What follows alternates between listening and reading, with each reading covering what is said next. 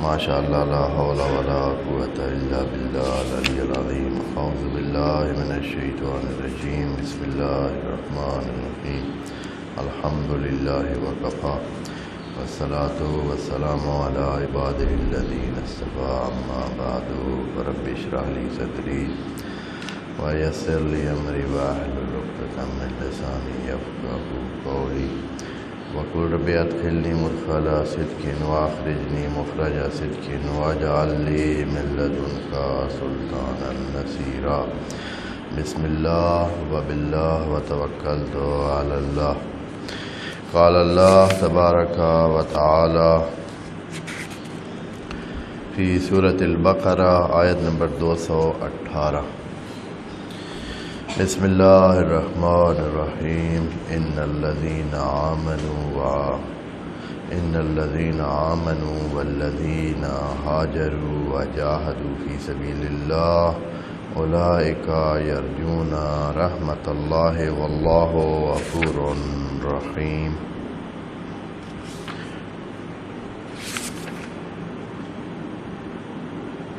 یسألونک عن الخمر والمیسر قل فیہما اسم کبیر ومنافع للناس واسمہما اکبر من نفعہما ویسألونک ماذا ينفقون قل العفو کذالک یبین اللہ لکم الآیات لعلکم تتفکرون فی الدنیا والآخرہ ویسألونک عن الیتامی قل اصلاح لہم خیر صدق اللہ العظیم۔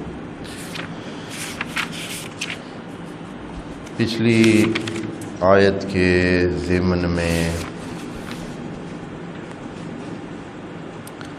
جو کہ آیت نمبر 217 تھی، اس میں یہ بات آئی تھی کہ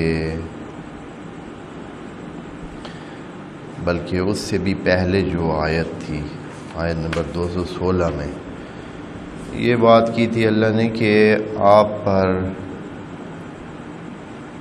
قتال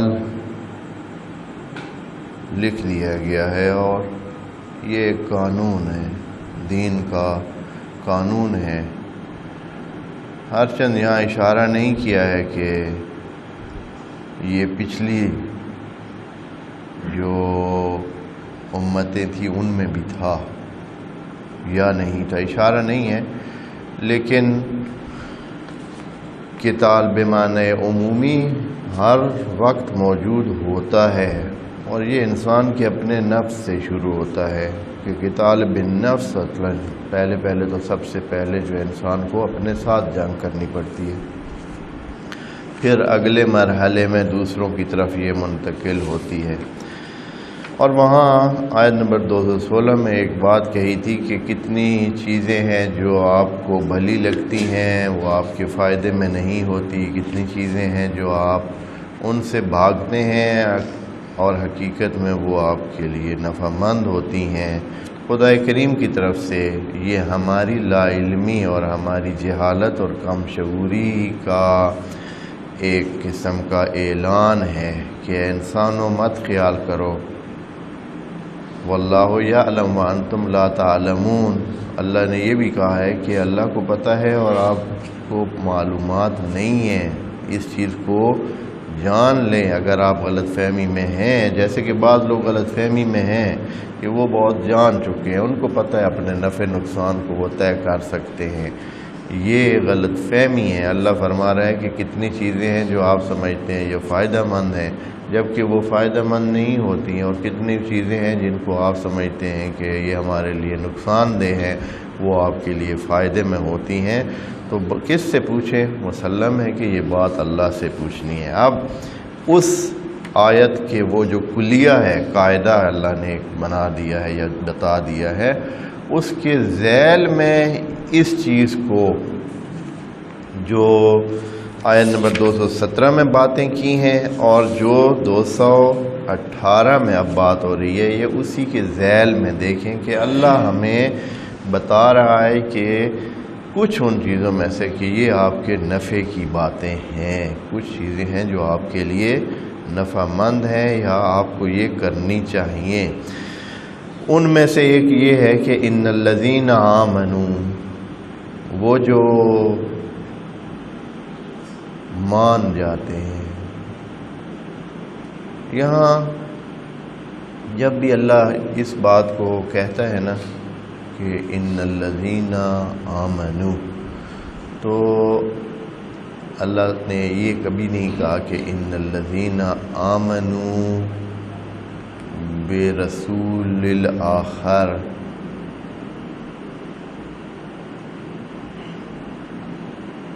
بلکہ وہ جو پورا ایک مدار ہے پیچھے اس کا کلیہ ذکر کر چکے ہیں، جو اللہ پر ایمان لے آئے، نبیوں کو مانے، کتاب کو مانے اور ملائکہ کو مانے اور اللہ نے جو چیزیں بتائی ہیں ان کو مانے، یہ ان کی بات ہے۔ بس اس میں سب شامل ہیں، وہ بندے جو مکمل اللہ پر کیا رکھتے ہیں، ایمان رکھتے ہیں، یعنی جو اللہ نے پورا فارمولہ ایک بتایا ہے اس کی بات ہے۔ صرف نبی آخر پر یا مثلا صرف خدا پر ایمان یا صرف آخرت پر ایمان یا صرف کسی ایک حصے کو ماننے والے کی بات نہیں ہے۔ جب آمنو کہا جاتا ہے کہ یعنی وہ جو ان تمام باتوں کو مان چکے ہیں جن کا ذکر پہلے ہو چکا ہے، اور اللہ نے وہ بات بتا دی ہے کہ آپ ایمان لے آئیں، بلکہ تشریح کی تھی ایمان والوں کی کہ وہ اللہ پر ایمان رکھتے ہیں، نبیوں پر، کتابوں پر اور ملائکہ پر، اور اسی طرح جو چیزیں اس میں شامل تھی، تو یہ سارے اس میں آ جاتے ہیں۔ جب یہ ہیں، یہ تو ہو گئی پہلی فصل، یعنی اعتقادی لیول۔ اعتقادی لیول پہ آپ کراس کر کے پہنچ گئے ہیں، اب آتی ہے عملی لیول۔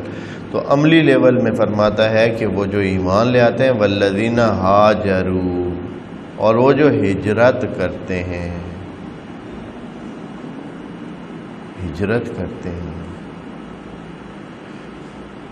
اب یہاں اللہ تعالیٰ کی کلام بڑی وسیع ہوتی ہے اور بڑی ہی جامع ہوتی ہے، اس میں کسی خاص ایک واقعے کا ذکر نہیں ہوتا ہے اور نہ ہی ایک واقعے کے لیے ہوتی ہے، بلکہ وہ تمام جہاں جہاں اس کی اپلائی ہو سکتی ہے، جہاں جہاں اس کو لاگو کیا جا سکتا ہے اور جو چیزیں اس کے اندر آتی ہیں ان تمام کو شامل ہوتی ہے۔ والذین ہاجروا، یہاں واو کے ساتھ جو یہ عطف کیا ہے، احتمال قوی یہاں لگ رہا ہے کہ یہ واو تفسیر ہے۔ آمنو کا معنی ہو رہا ہے۔ آمنو کا معنی کیا ہے؟ آمنو کا معنی یہ ہے کہ والذین ہاجروا، اور وہ جو ہجرت کرتے ہیں۔ اب یہ نہیں کہا کہ ہجرت کدھر کرتے ہیں، کس چیز کی ہجرت کی بات ہو رہی ہے۔ ہاجروا یعنی اپنی جگہ سے ہل جاتے ہیں، اپنے پہلے ٹھکانے سے اپنے آپ کو ہٹا دیتے ہیں اور اب وہ نئے ٹھکانے کی طرف آ جاتے ہیں۔ بعض دوسری آیات میں ہے کہ مہاجرن اللہ جو ہے، یا ہاجروا اللہ، یا اس طرح آگے اللہ مفعول مذکور ہے کہ ہجرت کی انہوں نے یا کرتے ہیں یا وہ ہیں مہاجر اللہ، اللہ کی طرف وہ ہجرت کرتے ہیں۔ یہاں اللہ نے ذکر نہیں کیا ہے کہ ہاجروا کا مطلب یہ ہے کہ وہ جو اخرجوا من بیوتہم ہے، کہ جو اپنے گھروں سے نکال دیے گئے ہیں، یعنی جہاں رہتے تھے وہاں سے ہجرت کی ہے، یا یہ ہے کہ جو پہلے ان کا سوچنے کا انداز تھا اس سے ہجرت کی ہے، یا جو پہلے عمل کا ان کا انتظام تھا، جو پہلے وہ جس طرح عمل کرتے تھے، وہ پہلے کھلے بندوں ہر کام کرتے تھے، اللہ کے بتائے ہوئے قانون سے ہٹ کر بھی کام کرتے تھے، تو اب اس روش سے ہجرت کر رہے ہیں، یہ مراد ہے۔ تو یہاں کھلی بات ہے، یعنی ہر قسم کے سلسلے کو شامل ہے۔ اللہ نے اگر کوئی خاص مورد بتانا ہوتا ہے کہ بھئی یہ مراد ہے، یہ خاص حصہ، یہ والا کام مخصوص کرنا ہوتا ہے، سارا نہیں کہنا ہوتا تو وہاں اللہ تعالیٰ کیا کر دیتا ہے؟ فکس کر دیتا ہے. اور اس کی مثال ایک آپ کو دوں تاکہ آپ کا تھوڑا سا نا توجہ ہو. اللہ نے وضو کی آیت میں کہا ہے کہ فَاغْسِلُوا أَيْدِيَكُمْ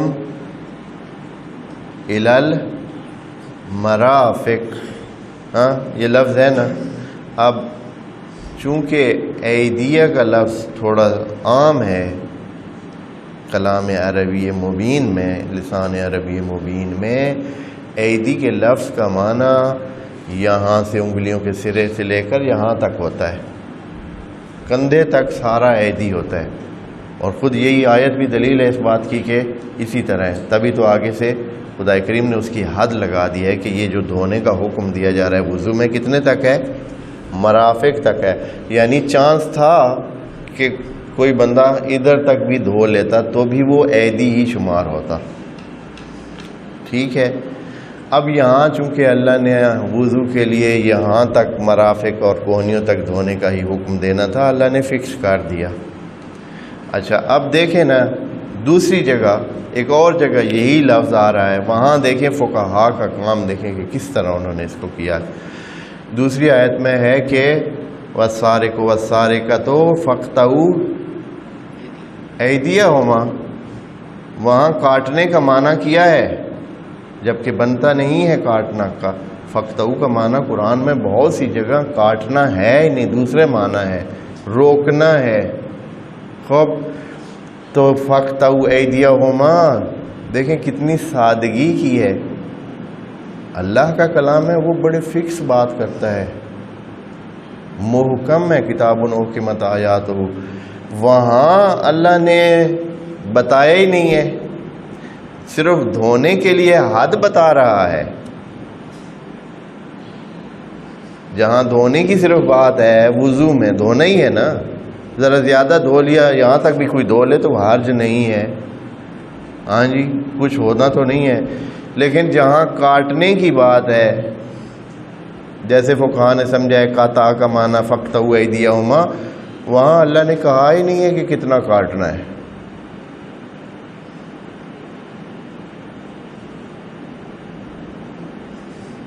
وہاں صرف ہے کہ کیا کریں ان کے ہاتھوں کو کاٹ دیں.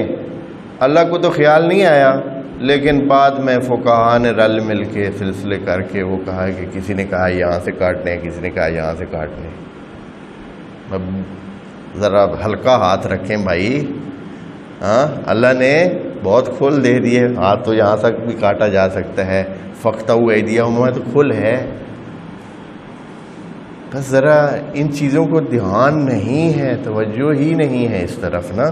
تو نتیجہ کیا ہے؟ ایک اور طرح کی ہی فکر جو ہے وہ سامنے آ گئی ہے. اور یہ کہ بھئی وضو کی آیت میں اللہ بالکل بتا رہا ہے کہ یہاں تک دھونے ہیں. جو اتنا بڑا کام ہے کسی انسان کے ایک عضو کو کیا کیا جا رہا ہے، اسے ناقص کیا جا رہا ہے، اس کو تقریباً آدھا کیا جا رہا ہے، وہاں حد ہی نہیں بیان فرمائی. اس سے پتہ چلتا ہے کہ فَاقْطَعُوا کا معنی وہ نہیں ہے جو لیا گیا ہے، اور فَاقْطَعُوا کا وہی معنی ہے کہ ان کو روکنے کے انتظامات کریں. جیسے بھی آپ معاشرہ کر سکتا تھا فَاقْطَعُوا أَيْدِيَهُمَا، جیسے کہ ایدیہ کا معنی ہر جگہ دوسری جگہ پورے قرآن میں سوائے آیت وضو کے ہاتھ ہے ہی نہیں. سوائے آیت وضو کے باقی کسی جگہ بھی ہاتھ کا معنی نہیں لیا گیا ہے قرآن میں ایدیہ سے. تو بات یہ کہہ رہا تھا کہ خدا کریم جب چاہتا ہے کہ کسی چیز کو فکس کرے تو وہ کیا کرتا ہے؟ بہت ہی محدود اس کو کر دیتا ہے، خود ہی محدود کرتا ہے. یہاں نہیں کہا ہے والذین ہاجروا، اور وہ جو ہجرت کرتے ہیں. لیکن چونکہ آمنو لگا ہوا ہے تو آمنو کی تشریح میں یہ بات خود بخود آ جاتی ہے کہ یہ ہجرت کدھر سے ہے؟ کفر سے ایمان کی طرف سے ہے، بے عملی سے عمل کی طرف ہے، برائی سے اچھائی کی طرف ہے، خرابی سے اصلاح کی طرف ہے، فساد سے اصلاح کی طرف ہے. اور جو بھی اس میں ایمان کے دائرے میں جتنی باتیں آتی ہیں وہ ساری اس میں ہیں. صرف یہ کہ کسی کا گھر نہیں چھوڑنا، یہ تو پھر بات ہی نہیں بنتی ہے. اے اللہ ہم تو پھر ہجرت کر ہی نہیں سکے، کتنے لوگ کہہ سکتے ہیں کہ اے اللہ ہم تو جہاں پیدا ہوئے ہیں وہاں ہی رہے ہیں، وہاں ہی مرے ہیں، پھر تو ہم شامل ہی نہیں ہوئے، ایمان ہمارا پھر کمزور رہ گیا ہے۔ یہاں اے اللہ آپ کہہ رہے ہیں ان الذین آمنوا والذین ہاجروا، جو ہجرت بھی کریں تو ہجرت ہماری ہم کیسے خام کا گھر چھوڑ کے چلے جائیں بھائی تاکہ ہم اس دائرے میں آ جائیں۔ گھر چھوڑنے والی ہجرت نہیں ہے مراد، صرف وہ ایک حصہ ہے، ہجرت کا ایک حصہ بن سکتا ہے جب آدمی گھر بار چھوڑ کے کسی دوسری جگہ جا بستا ہے۔ والذین ہاجروا، اور آگے وجاہدوا فی سبیل اللہ، اور کیا کرتے ہیں؟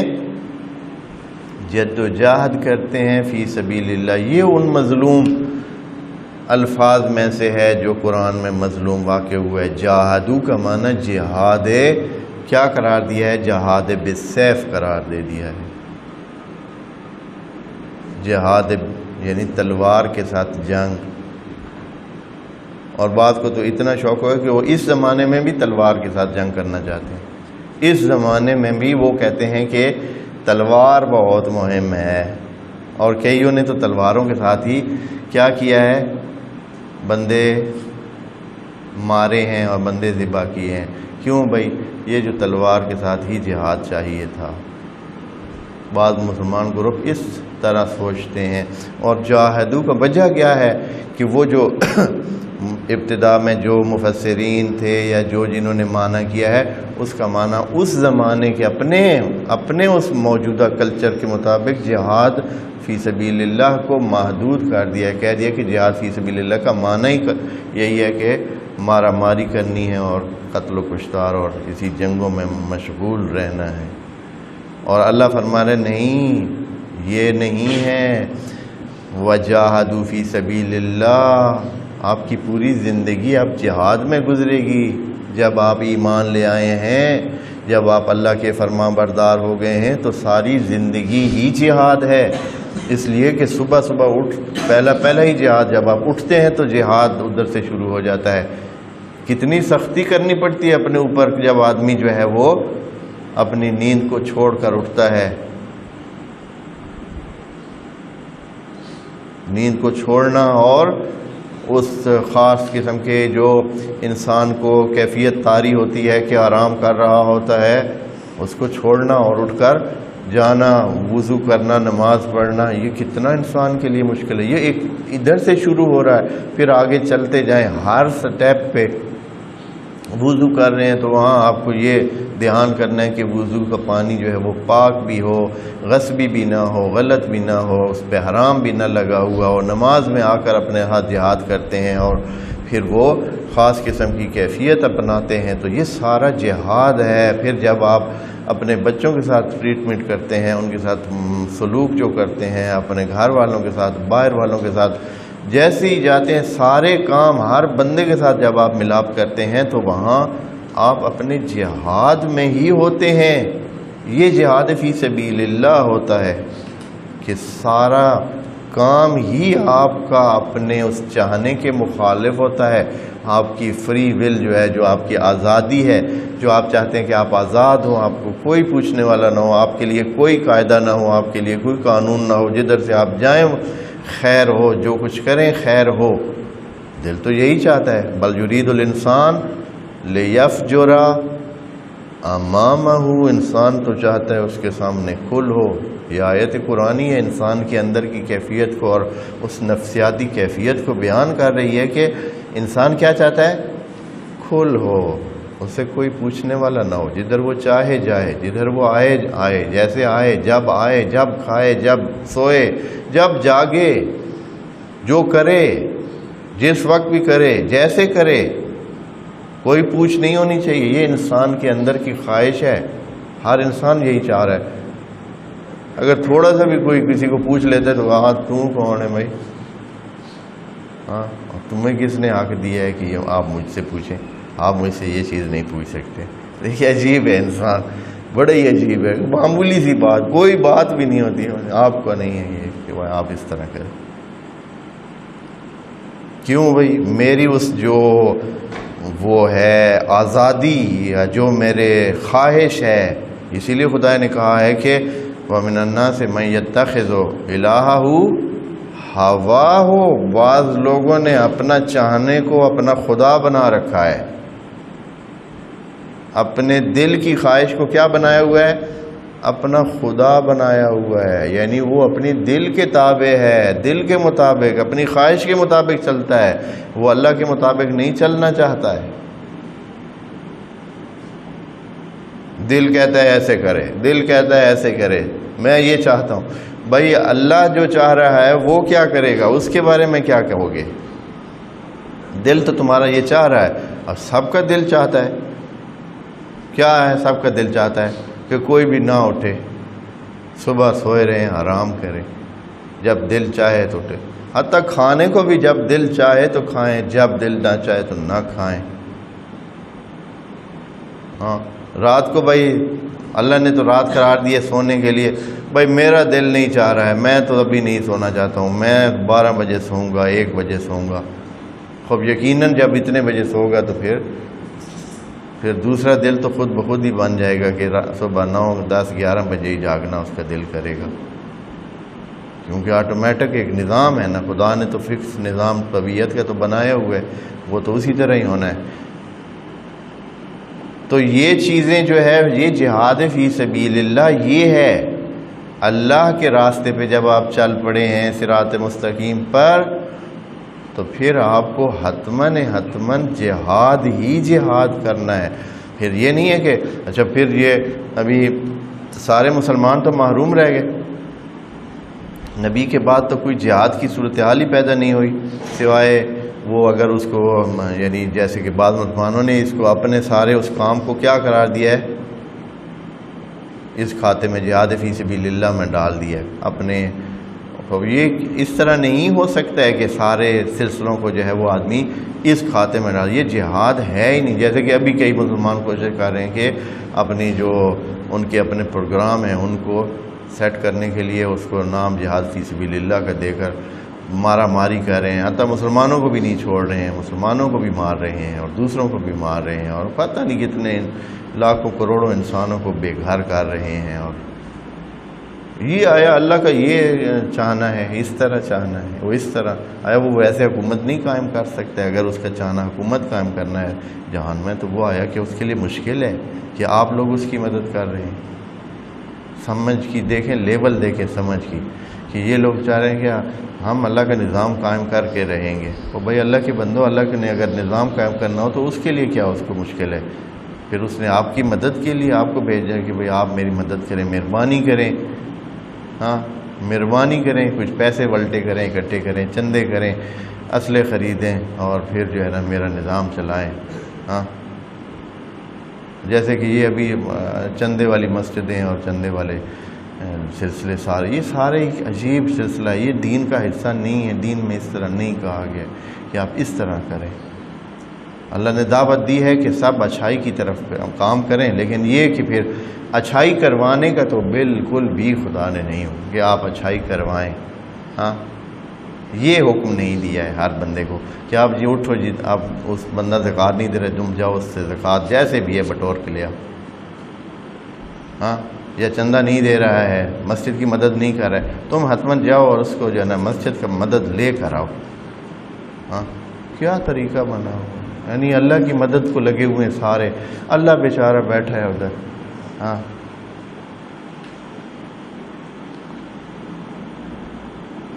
یعنی ایک سوچ کی بات کر رہے ہیں. اپنی سوچوں کو ہم نے کدھر ہم لے گئے، کہاں پہنچا دیا اور کدھر پہنچے ہوئے ہیں.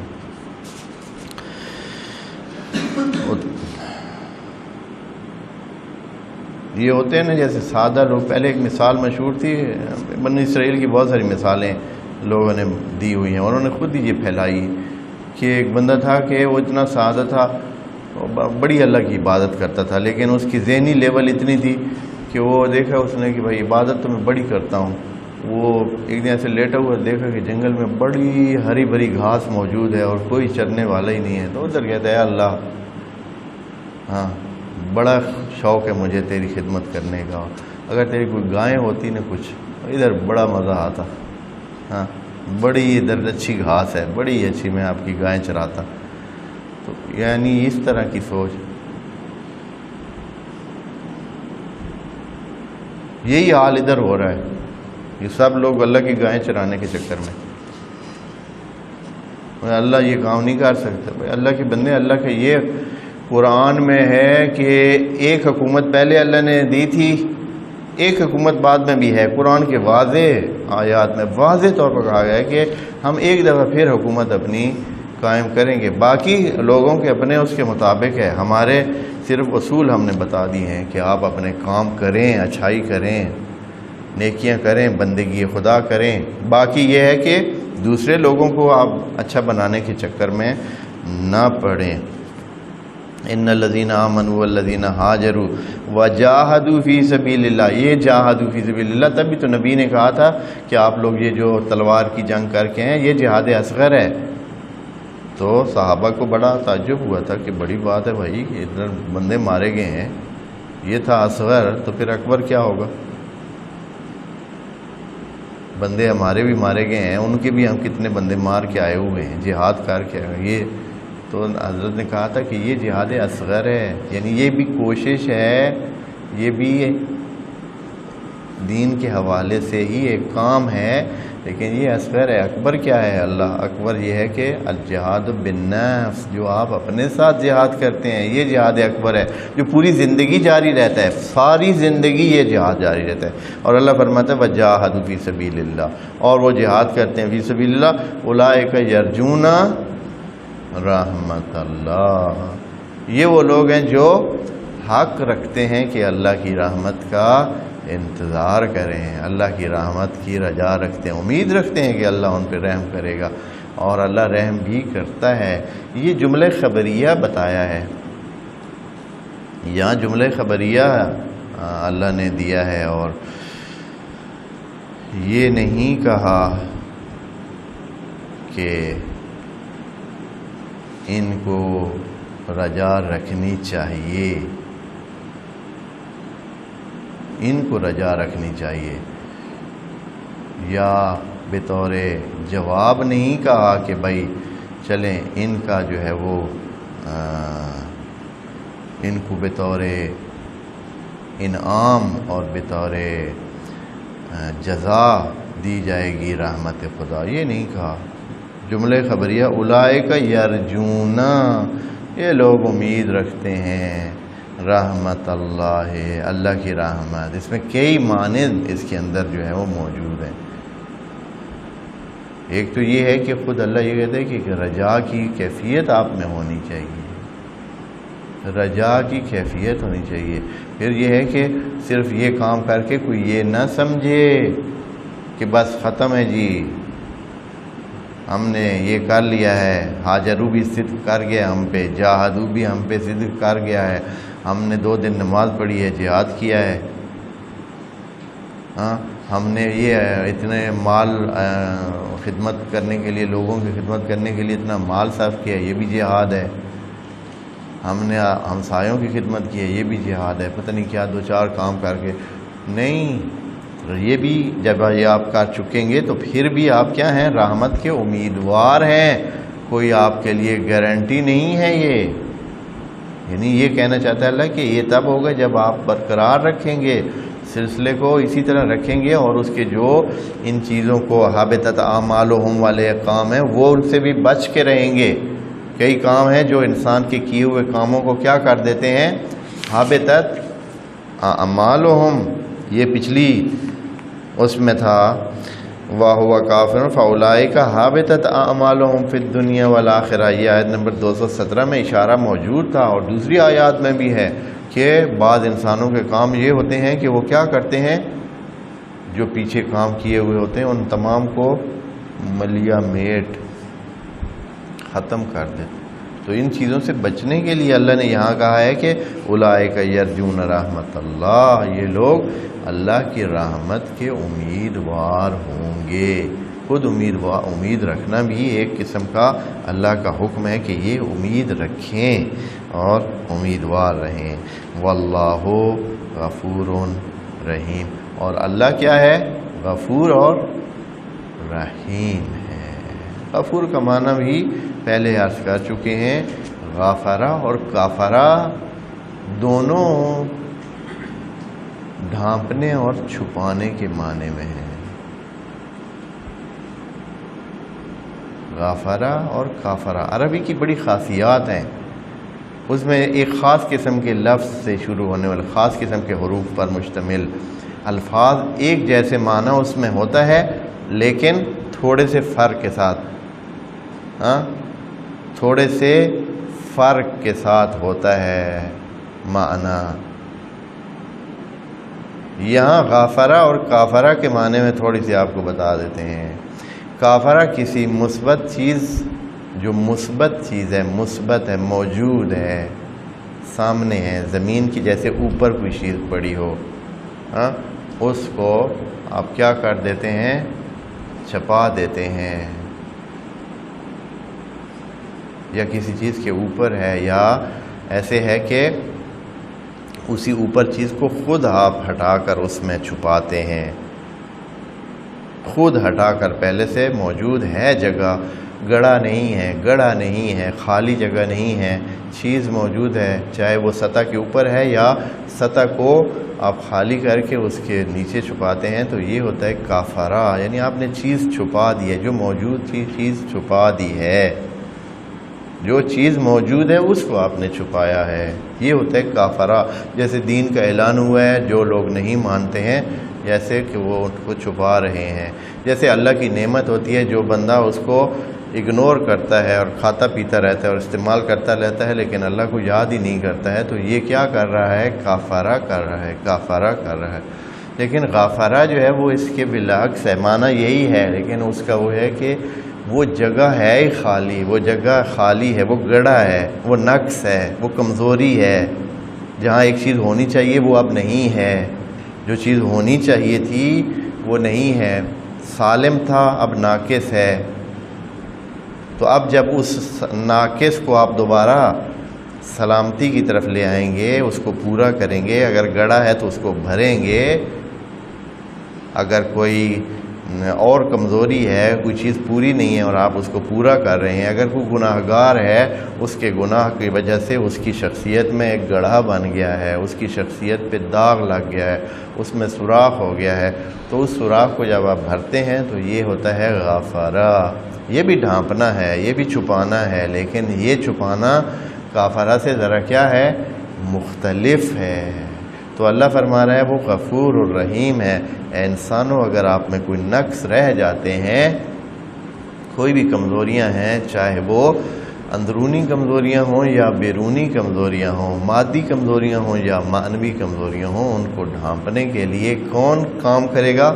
واللہ غفور رحیم، اللہ بڑا ہی غفور ہے۔ یعنی غفور، پھر یہ صیغہ مبالغہ جب استعمال ہوتا ہے تو مطلب یہ ہے کہ آپ فکر نہ کریں کہ وہ فلاں چیز کیسے پوری ہوگی، فلاں چیز کیسے پوری ہوگی، نہیں، آپ مانگیں، وہ انشاءاللہ آپ کی وہ کمزوری دور کرے گا اور رحمت کے ساتھ دور کرے گا۔ یعنی ایسے نہیں ہے کہ جیسے بعض لوگ آپ کو وہ جو چیز ضرورت ہوتی ہے دیتے تو ہیں، لیکن ان کے دینے کا انداز کون سا ہوتا ہے؟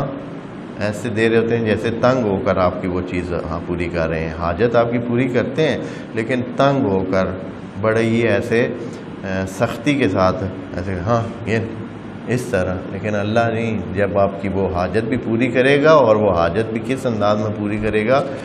رحم کے انداز میں، اور آپ کے پاس کسی قسم کی سختی نہیں آنے دے گا۔